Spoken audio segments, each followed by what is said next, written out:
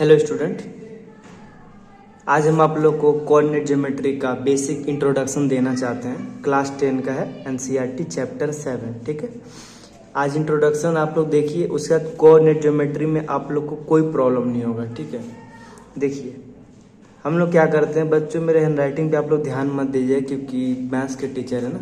किसी महापुरुष का कहना है कि मैथ्स के टीचर के हैंडराइटिंग पे नहीं, कॉन्सेप्ट पे ध्यान देते हैं, because concept is the power. ठीक है, देखिए कोऑर्डिनेट ज्योमेट्री हम लोग पढ़ते हैं। हम लोग को कोऑर्डिनेट ज्योमेट्री में क्या क्या पढ़ना है, जैसे मान के चलिए कि कोई एक पॉइंट है, सपोज x, y कोई पॉइंट है। ठीक है, तो हम लोग यहाँ पे बोल सकते हैं कि ये जो x, y है ना, इसको यहाँ पे एक पॉइंट दिया हुआ p, ये पॉइंट p उसको लोकेट करता है। इसको हम लोग बोलते हैं कोऑर्डिनेट बोलते हैं। क्या बोलते हैं? कोऑर्डिनेट। ठीक है, और यहाँ पे जो x है ना, x को हम लोग क्या बोलते हैं? एब्सिसा बोलते हैं, एब्सिसा। ठीक है, और y मेरा क्या है? y है मेरा ऑर्डिनेट है। ठीक, देखिए जैसे मान लीजिए आपको कोई पॉइंट दे दिया गया, एक ए है, अगर मान लीजिए 3, -7 है। अगर आप लोगों से पूछा जाता है कि बताइए इसका ऑर्डिनेट क्या है, तो सिंपल है, ऑर्डिनेट क्या है अपना? ऑर्डिनेट है -7। ठीक है, एब्सिसा क्या है?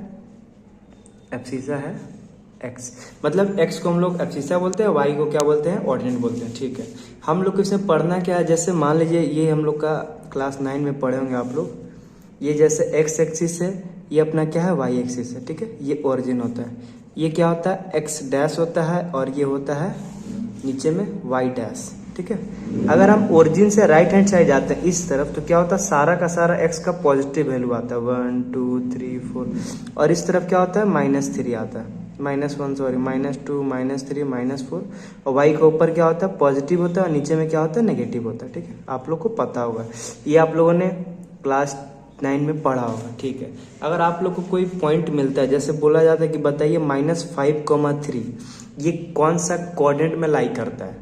क्या बोला गया? ये विच क्वाड्रेंट में लाई करता है? कौन सा क्वाड्रेंट में लाई करता है? विच क्वाड्रेंट। तो बहुत सिंपल सा तरीका है, देखिए ये हम लोग का है फर्स्ट क्वाड्रेंट, इसको हम लोग बोलते हैं सेकंड क्वाड्रेंट, ये अपना थर्ड क्वाड्रेंट है, ये अपना फोर्थ क्वाड्रेंट है।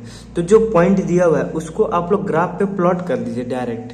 देखिए ये हम लोग का ओरिजिन है, ओरिजिन पे क्या होता है आप लोग को पता है कि x और y दोनों ही 0 होता है। -5, x का -5 इस तरफ जाएंगे ना, तो 1 2 3 4 यहाँ पे आएगा -5। ठीक है, यहाँ पे आइए, अगर प्लस है तो ऊपर और माइनस है तो नीचे, तो यहाँ पे क्या है? +3 है, तो +3 ऊपर जाएंगे, 1 2 3, ये अपना हो गया -5,3। ठीक है, ये हम लोग का कौन सा क्वाड्रेंट में लाई किया? सेकेंड क्वाड्रेंट में लाई किया। स्टूडेंट, बाहर के जो आवाज़ है, जो नॉइज़ आपको आ रहे हैं, उस नॉइज़ को थोड़ा सा इग्नोर कीजिएगा, और बाकी आप लोग फोकस कीजिए कॉन्सेप्ट पे, because concept is the power. ठीक है, तो देखिए हम लोग क्या पढ़ते हैं, इसका जो इम्पोर्टेंट फार्मूला एक है, उसको हम लोग बोलते हैं डिस्टेंस फार्मूला, उसको हम लोग पढ़ते हैं, डिस्टेंस फार्मूला। ठीक है, मान लीजिए कोई पॉइंट यहाँ पे P कोई पॉइंट है जिसका कोऑर्डिनेट x, y है, x1, y1 है। यहाँ पे कोई एक पॉइंट है Q जिसका कोऑर्डिनेट क्या है? x2, y2। अब क्या करना है, इस P से लेकर के इस Q के बीच का तो कुछ तो डिस्टेंस होगा, जरूर होता है। हम लोग को नंबर दिया जाता है, हम लोग कर लेते हैं। यहाँ पे क्या है? दो कोऑर्डिनेट दिया, बोला जा रहा है कि इन दोनों के बीच का डिस्टेंस को आप निकालिए। ठीक है, तो इन दोनों के बीच का जो डिस्टेंस होता है ना, वो होता है x2 - x1 का whole square plus y2 - y1 का होल स्क्वायर। ठीक है, इसको हम लोग अभी डिराइव करने वाले हैं। देखिए ये हो गया मेरा PQ के ऊपर ऐसे बार दिया रहा, तो समझ जाए कि वो डिस्टेंस को रिप्रेजेंट करता है, आप समझ सकते हैं। देखिए फॉर्मूला आता है कैसे, ये अपना कोऑर्डिनेट है। ठीक है, ये ओरिजिन है। ठीक है, ये क्या है? x है, ये क्या है? y है। सपोज कीजिए हम लोग को एक पॉइंट है, जो यहाँ पे लेते हैं पॉइंट को, कोई पॉइंट है, लेट किए P x1, y1। ठीक है, तो यहाँ से यहाँ x1 मान लीजिए, सपोज ये हमारा x1 है, और कहीं यहाँ पे जाइए एक पॉइंट, यहाँ पे ये P मेरा पॉइंट है, जो पॉइंट दिया है। x के लिए हम लोग क्या करते हैं? इस तरफ y पॉजिटिव था ऊपर, तो ये मेरा पॉइंट हो गया x1, y1। ठीक है, अब दूसरा एक पॉइंट ले लीजिए, मान लीजिए Q ले लिए, क्या लिए? x2, y2। ठीक है, ये हम लोग का एक पॉइंट आ गया है, ये मेरा x1 है। ठीक है, और ये मेरा क्या है? y1 है। ठीक है।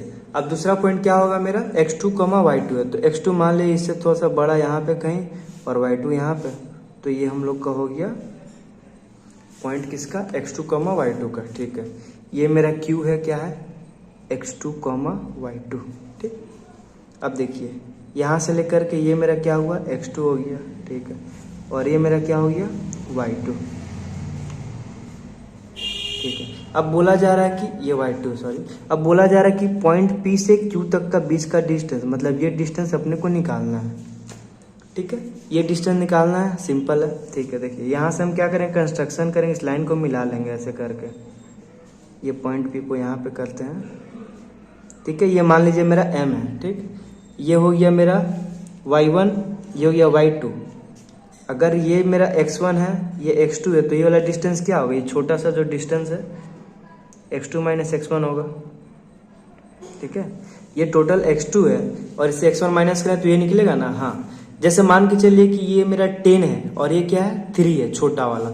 x2 10 है, 3 है, तो ये कितना होगा, 7 होगा, क्योंकि हम 10 से 3 को माइनस कर दिए ना। ठीक है, ऐसे ही किए हैं। तो ये जो x2 माइनस x1 है, ये जो x2 माइनस x1 है, वही डिस्टेंस तो ये होगा ना, पूरा सारा ही डिस्टेंस सेम होगा। ठीक है, अब हम लोग क्या करते हैं, यहाँ पे इसको निकालते हैं हम लोग। एक्चुअल में क्या है, देखिए यहाँ पे पाइथागोरस थ्योरम दिख रहा है। अगर 90 डिग्री है, अगर क्या है 90 डिग्री है, तो हम लोग को पाइथागोरस थ्योरम में क्या होता है कि हाइपोटेन्यूज ये होता है 90 के सामने वाला इक्वल टू ये परपेंडिकुलर का स्क्वायर प्लस बेस का स्क्वायर। तो ये निकालना है ना, डिस्टेंस निकाल लेंगे आराम से। ये मेरा क्या हो जाएगा, y2 माइनस y1। ठीक है, ये टोटल y2 है, इसको छोटा वाला y1 से माइनस किए तो ये मेरा निकल जाएगा। ठीक है, अब क्या करेंगे हम लोग, यहाँ पे पाइथागोरस थ्योरम को याद करेंगे। पाइथागोरस थ्योरम से आराम से हो जाएगा। पाइथागोरस थ्योरम, हाइपोटेन्यूज क्या है, PQ। हाइपोटेन्यूज का स्क्वायर इक्वल टू परपेंडिकुलर क्या है, y2 माइनस y1 का square plus x2 minus x1 का होल स्क्वायर। ठीक है, हमको PQ निकालना है। ठीक है, तो हम क्या करेंगे, रूट चढ़ा देंगे। x2 को आप पहले लिख दिए चाहे बाद में लिखिए, बात एक ही है। x2 माइनस x1 का whole square plus y2 minus y1 का whole square. Students, handwriting का आप लोग ध्यान मत दीजिएगा, मैंने पहले ही कहा है। देखिए ये हो गया, PQ इक्वल टू क्या होता है, root over x2 minus x1 का whole square plus y2 minus y1 का, ये y1 है, होल स्क्वायर।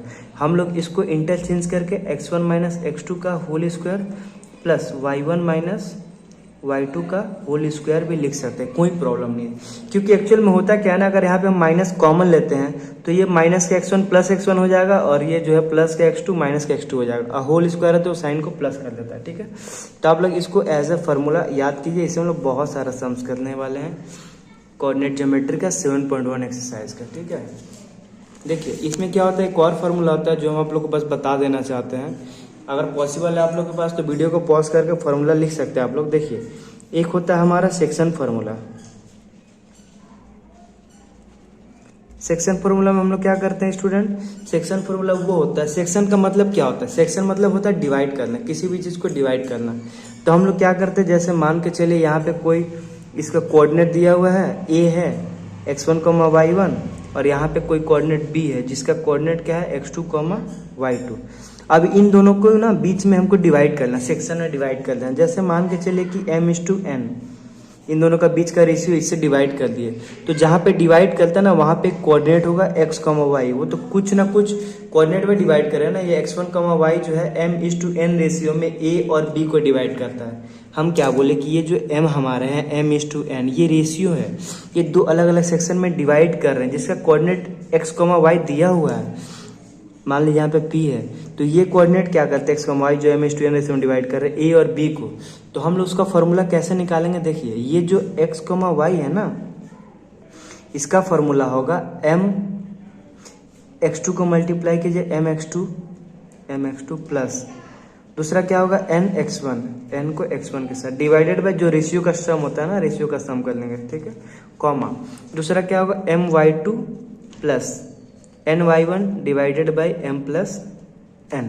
ठीक है, ये जब x निकालना रहेगा ना x, तो हम लोग क्या लिखेंगे mx2 plus nx1 by M plus N, ठीक है।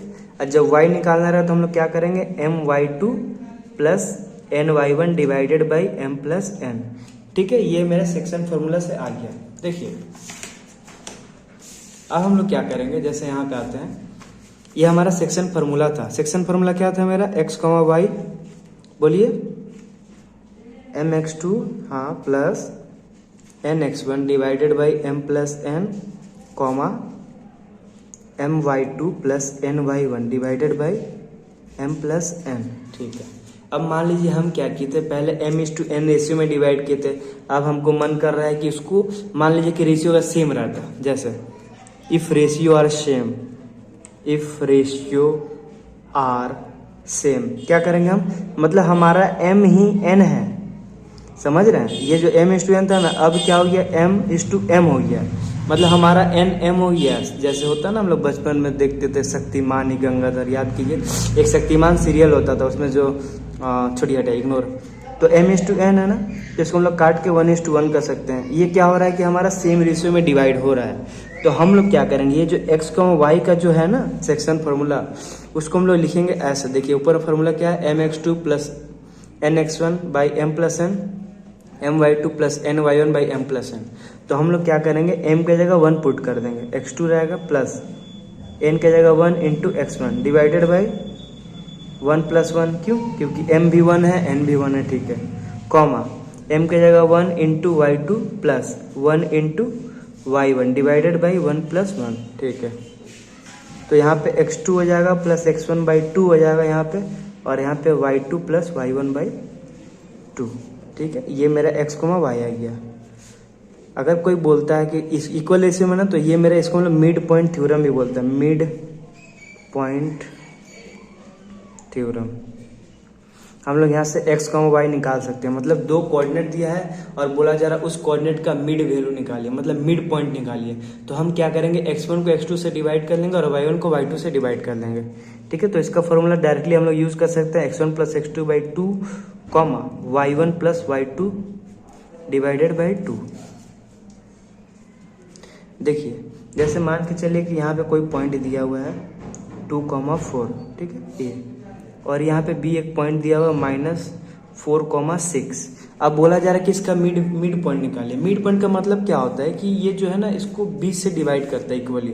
तो हम लोग डायरेक्टली यहाँ पे कोरिलेट कर लेंगे, पॉइंट x, y है।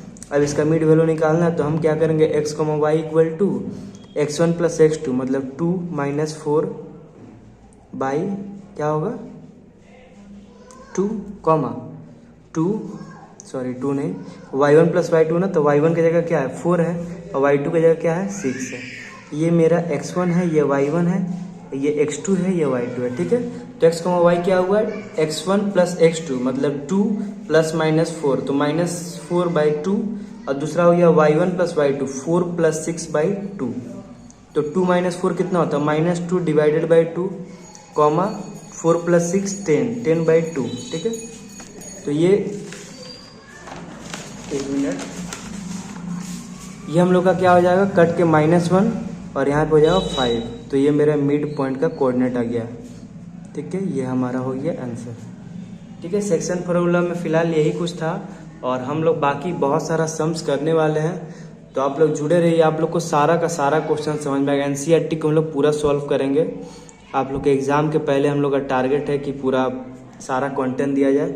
आप लोग थोड़ा सा भरोसा कीजिए, वीडियो को पूरा आराम से देखिए, समझिए, क्योंकि मैथ्स बहुत आसान होता है। इतना आसान होता है कि आप लोग को लगेगा, कुछ दिन बाद आप लोग को फील होगा कि नहीं, मैथ्स लिटरली बहुत आसान है, ठीक है। हम लोग क्या करेंगे, अभी ये कोऑर्डिनेट ज्योमेट्री का सम्स बनाना स्टार्ट करेंगे नेक्स्ट लेक्चर से। तो आप लोग जुड़े रहिए और बस थोड़ा सा भरोसा कीजिए, सम्स कीजिए, प्रैक्टिस कीजिए, क्योंकि ज़िंदगी में सब कुछ प्रैक्टिस है। अगर प्रैक्टिस है तो आप खुश है, प्रैक्टिस नहीं है तो फिर आप कुछ भी नहीं है, ठीक है। नेक्स्ट वीडियो में हम लोग एग्जाम्पल्स करेंगे। एग्जाम्पल्स करना बहुत ज़रूरी है। उसके बाद हम लोग क्या करेंगे, एक्सरसाइज भी करेंगे। जो लेटेस्ट सिलेबस है सारा का सारा हम लोग कवर करेंगे, ठीक है।